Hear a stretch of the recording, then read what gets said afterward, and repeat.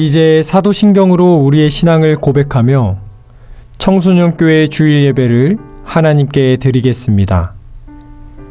나는 전능하신 아버지 하나님 천지의 창조주를 믿습니다. 나는 그의 유일하신 아들 우리 주 예수 그리스도를 믿습니다.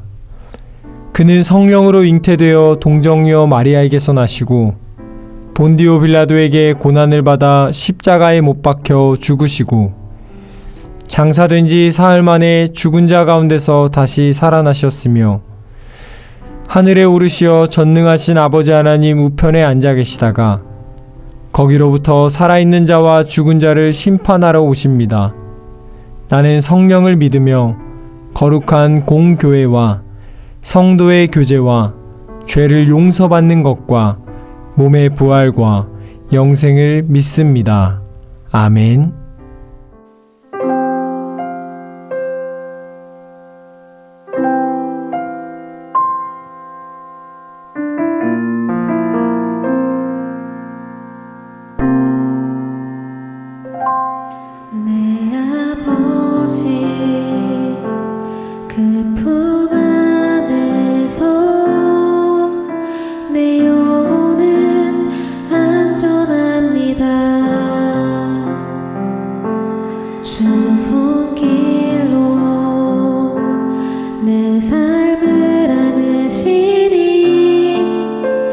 평강이 나를 덮습니다.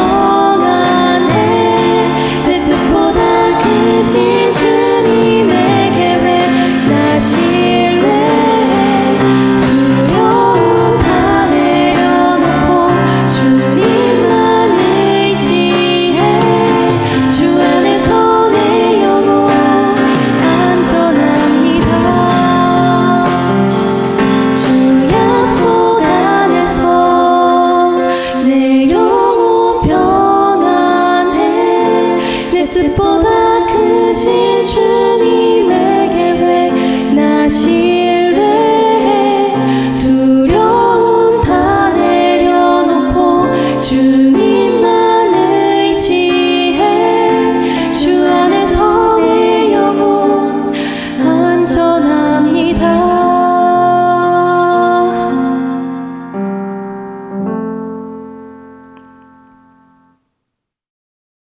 오늘 하나님께서 우리에게 주시는 말씀은 사무엘상 3장 1절부터 4절까지의 말씀입니다. 아이 사무엘이 엘리 앞에서 여호와를 섬길 때에는 여호와의 말씀이 희귀하여 이상이 흔히 보이지 않았더라. 엘리의 눈이 점점 어두워가서 잘 보지 못하는 그때에 그가 자기 처소에 누웠고 하나님의 등불은 아직 꺼지지 아니하였으며 사무엘은 하나님의 궤에 있는 여호와의 전 안에 누웠더니 여호와께서 사무엘을 부르시는지라 그가 대답하되 내가 여기 있나이다 하고 아멘.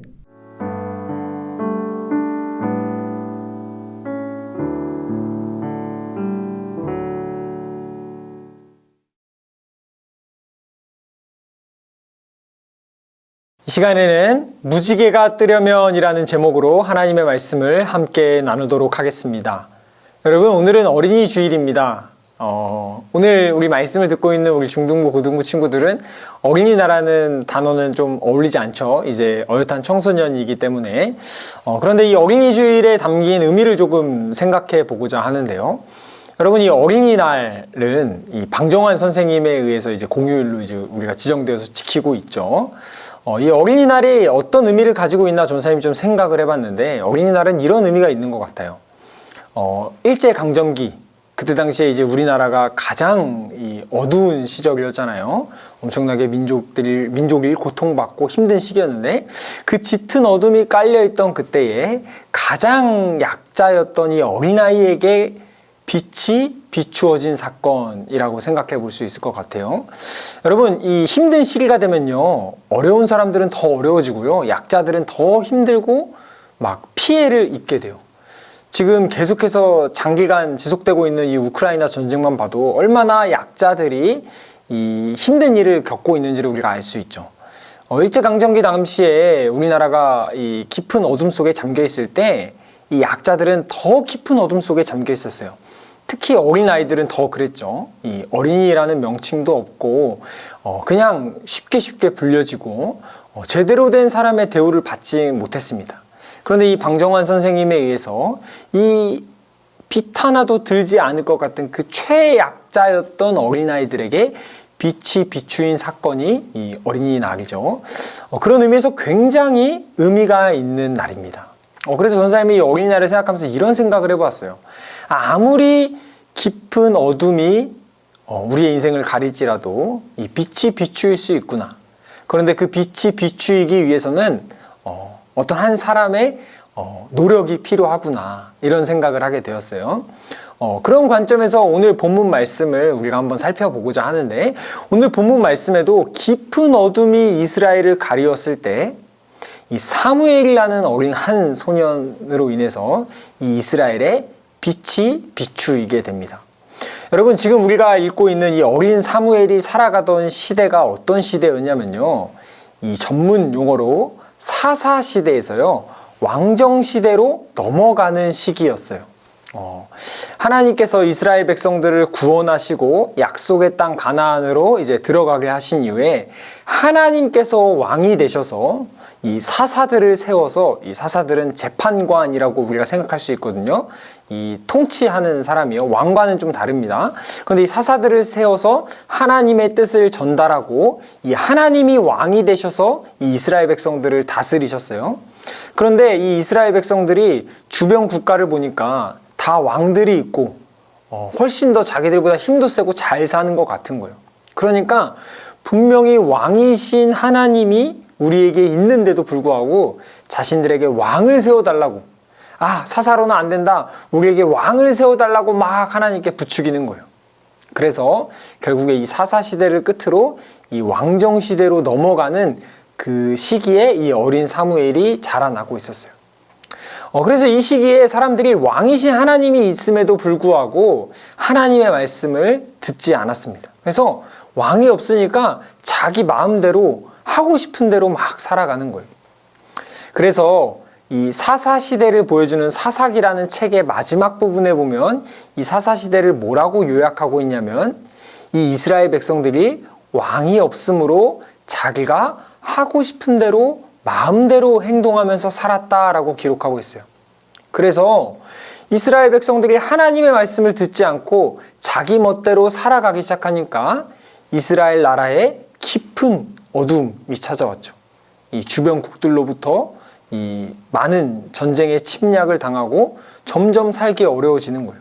하나님이 구원의 길을 제시하시는데도 하나님이 어떻게 하면 우리 민족이 이스라엘 민족이 복을 받는지를 알려주시는데도 불구하고 귀를 닫고 더 이상 하나님의 말씀을 듣지 않게 된 것이죠. 그래서 오늘 본문에 보면 이 하나님의 말씀이 더 이상 들리지 않았다.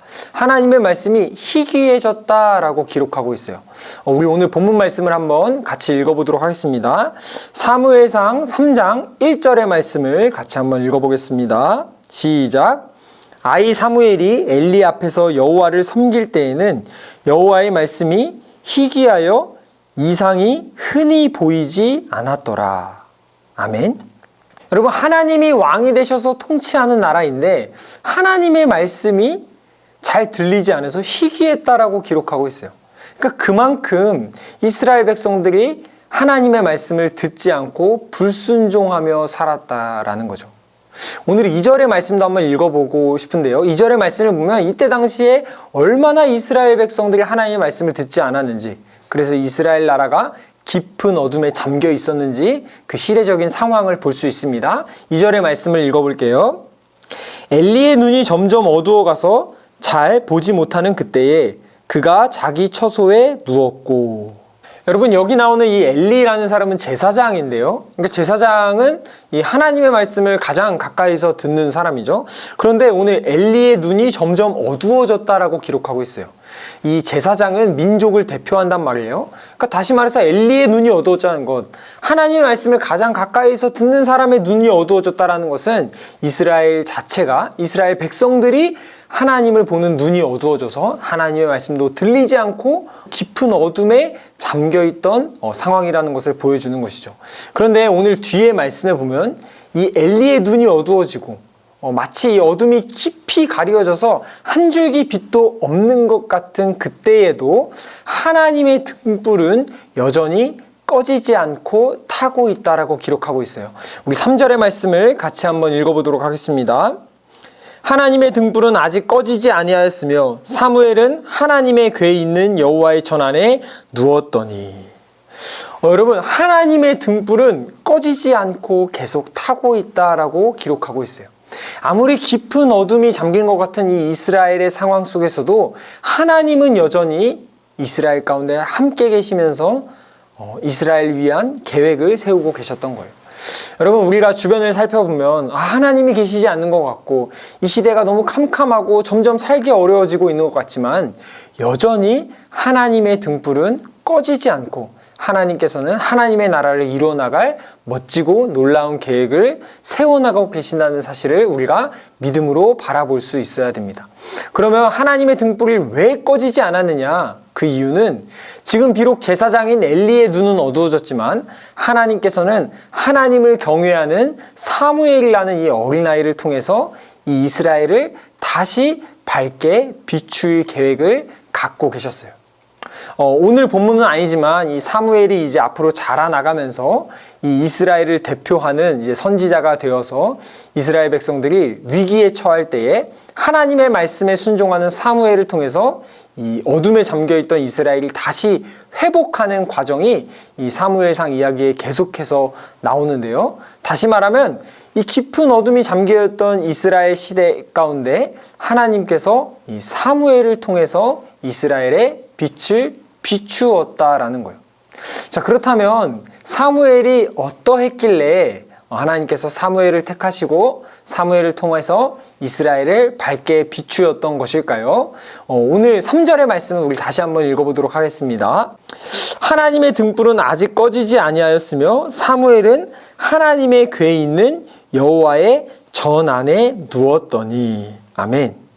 여러분, 사무엘은 어떤 사람이었냐면요, 여호와의 전, 하나님께 예배하는 그 예배하는 장소, 하나님이 계신 곳에 머물러 있던 사람이었어요.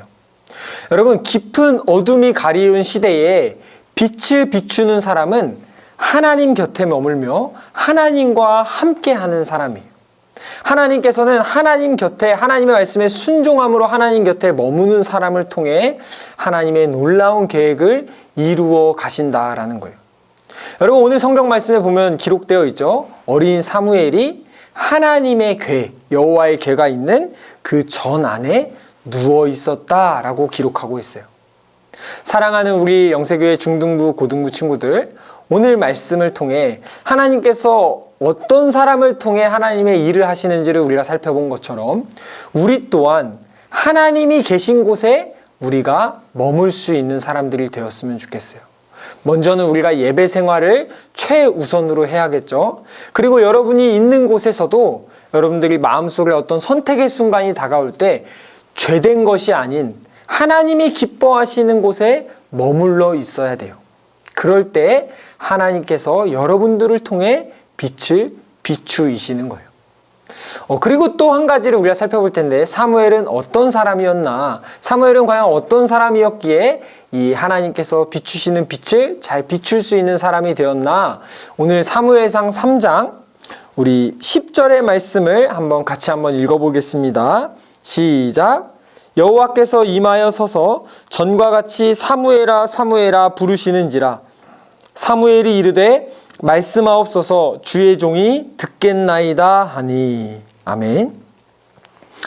여러분, 하나님의 빛을 비추이는 이 사무엘은 어떤 사람이었냐면요, 날마다 하나님 곁에 머무는 사람이었고, 또 어떤 사람이었냐면 하나님께서 부르실 때에 내 하나님 말씀하세요, 하나님의 말씀에 순종하겠습니다 라면서 하나님의 말씀에 가장 먼저 순종하고 귀 기울이는 사람이었어요. 여러분, 우리가 일주일에 한 번씩 나와서 또 매일매일 성경을 읽으면서 하나님의 말씀을 듣고 하나님께 예배드리는 것 너무너무 중요해요. 그것이 바로 오늘 사무엘이 하나님의 전에 머문 것 같은 행동이죠. 그런데 우리가 하나님의 전에 머물면서 하나님의 말씀을 들을 때에 그 말씀을 듣고 끝나기만 한다면 우리가 이 시대에 빛을 비추는 사람으로 살아갈 수 없어요. 똑같은 모습으로 살아가는 거죠. 여러분들, 하나님을 정말로 믿고 따라 살아간다는 것은 하나님의 말씀을 들은 대로 그 자리에서 순종하면서 살아가는 거예요. 오늘 사무엘을 보세요. 하나님께서 사무엘을 부르시자 네 하나님 하고 하나님의 말씀을 말씀하세요 라고 오늘 사무엘이 이야기하잖아요. 하나님의 말씀을 듣고 순종하겠다라고 이 어린 사무엘이 대답한 거예요. 사랑하는 우리 영세교회 중등부, 고등부 친구들, 우리 청소년으로 이미 많이 자라났습니다. 더 이상 어린아이가 아니죠. 이 어린아이 사무엘도 하나님의 말씀에 순종하겠다고 다짐했어요. 그렇다면 우리도 하나님께서 부르실 때에, 우리도 하나님의 뜻대로 살아가라고 여러분들을 초청하실 때에, 오늘 말씀을 통해서 또 한 번 여러분들에게 말씀해 주실 때에 그 말씀을 듣고 끝나는 것이 아니라 네 하나님 말씀하세요, 제가 그 말씀대로 살아갈게요 라고 고백하며 다짐할 수 있다면 우리는 우리가 있는 그 자리에서 하나님의 나라의 아름다운 밝은 빛을 이 어두운 세상에 비추면서 살아갈 수 있는 사람들이 되는 거예요. 우리가 그렇게 하나님의 말씀을 날마다 순종하면서 하나님을 사랑하고 이웃을 사랑하며 살아갈 때 다른 사람들이 보기에 이 사람은 정말 뭔가 다르네, 이 사람은 어떻게 이렇게 힘들고 험한 세상에, 다들 성공을 위해서만 쫓아가는 세상에 남들을 돌아보며 남을 위해서 시간을 쓰며 이렇게 사랑하며 살아갈 수 있지? 여러분들을 주목하게 되는 거예요. 그리고 그 주목하는 자리에 하나님의 아름다운 밝은 빛이 비추이게 되는 거예요. 여러분, 오늘 이제 말씀을 마치도록 하겠습니다. 여러분들, 그 일제강점기 가장 칠흑같이 어두운 시대에 그 방정환이라고 하는 한 사람을 통해 가장 힘들고 소외되던 아이들에게 밝은 빛이 비추인 것처럼, 여러분, 정말 하나님이 없는 것 같고 이 시대가 점점 악해져 가고 있고 어두워져 가는 것 같지만 여러분, 포기하지 마세요. 하나님의 등불은 꺼지지 않고 지금도 하나님의 뜻대로 순종하며 살아가려는 사람들을 통해 하나님의 빛이 비추이고 있어요. 여러분, 오늘 말씀 제목이 무지개가 뜨려면입니다. 여러분, 무지개가 뜨려면 거센 비가 쫙 내리고 난 뒤에 무지개가 밝게 뜨게 되죠. 여러분, 이 캄캄한 어두운 세상에 이 촉촉한 비를 내려서 이 아름다운 무지개를 만드는 역할을 우리 친구들이 감당할 수 있으면 좋겠습니다. 오늘 하나님께서 약속하셨잖아요.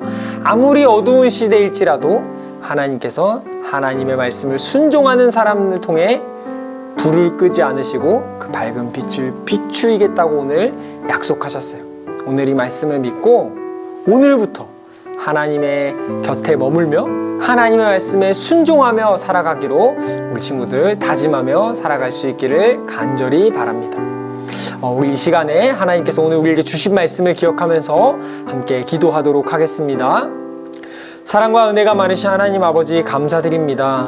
오늘 말씀을 통해 아무리 칠흑같이 어두운 시대일지라도 하나님의 등불은 꺼지지 않고 하나님의 말씀에 순종하는 사람을 통해 하나님의 그 놀라운 아름다운 빛이 어두운 세상 가운데 비추인 것을 우리가 말씀을 통해 알게 되었습니다. 하나님, 우리를 이 밝은 빛을 비추이라고 불러주셨으니 우리도 날마다 하나님 곁에 머물며 하나님의 말씀에 순종함으로 살아가 그 하나님의 놀라운 사랑을 이 세상에 잘 흘려보내고 전달하며 살아가는 사람들이 될 수 있도록 도와주세요. 감사드립니다. 예수님의 이름으로 기도드립니다. 아멘.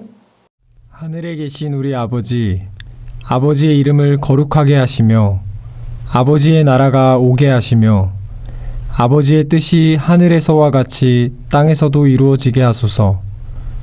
오늘 우리에게 일용할 양식을 주시고 우리가 우리에게 잘못한 사람을 용서하여 준 것 같이 우리 죄를 용서하여 주시고 우리를 시험에 빠지지 않게 하시고 악에서 구하소서. 나라와 권능과 영광이 영원히 아버지의 것입니다. 아멘.